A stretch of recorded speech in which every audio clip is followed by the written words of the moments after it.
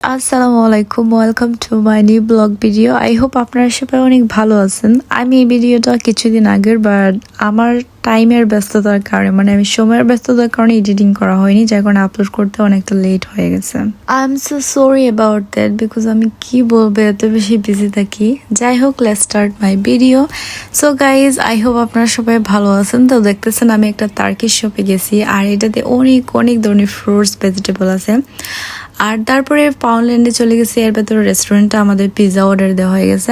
যেহেতু আমরা অনেক বেশি দূরে যাব, তো আমাদের চিন্তা ছিল যে কি করব, হুটহাট করে প্ল্যান হলে যা হয় আর কি। আমি আমার ফ্রেন্ড মিলে পাউন্ডল্যান্ডে চলে গেছে। আর এখান থেকে কি কি কিনলাম আপনারা দেখতে পারতেছেন। খুব শর্টকাটে, one time plate, glass, cup, tissue, এগুলো যা যা লাগবে আমাদের জন্য, বিকজ আমাদের আগ থেকে কোনো প্ল্যান ছিল না। তারপর এখান থেকে চিপসও নিয়ে নিলাম। আর আমার ফ্রেন্ডও ট্রলি টালতেছিল, ও মেকআপ করে আসেনি, এত তাড়াহুড়ার মধ্যে ছিলাম। তো আমরা কিছু বো ক্লিপ নিয়ে নিয়েছি, যেহেতু আমরা ফ্রেন্ডরা মিলে যাচ্ছে, তো একটু এনজয় করা যাবে। তো আমি খুব ওরে বললাম যে যেহেতু মেকআপ করে আসেনি, সো এখান থেকে মেকআপ করে নিক, বিকজ দোকানগুলো তো অনেক টেস্টার থাকে, সো আপনি চাইলে ইউজ করতে পারেন।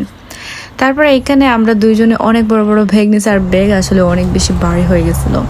বাসে করে চলে গেলাম। তারপর ট্রেন স্টেশনে এখানে গিয়ে দেখি আমার ফ্রেন্ড ওয়েট করতেছে আরেকজন।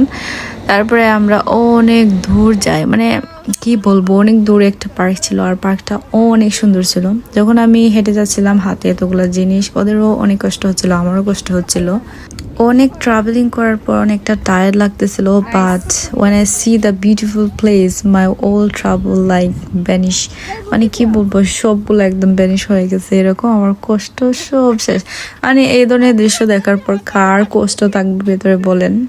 লাগছিল যে একটা জান্নাতের একটা টুকরা, এরকম আর কি, যে নদীর উপর দিয়ে এরকম একটা ব্রিজ গেছে। তারপর অনেক হাঁস ছিল, অনেক মানুষ ছিল, অনেক ফ্লাওয়ার ছিল, সব কিছুর পর অনেক সুন্দর একটা দৃশ্য। আমাকে অনেক বেশি আকর্ষণ লাগছিল, অ্যাট্রাকটিভ করতেছিল, এতই বেশি আকর্ষণ করতেছিল যে এই আকর্ষণটাকে একটু রোমান্টিক করতে বৃষ্টিও চলে আসে।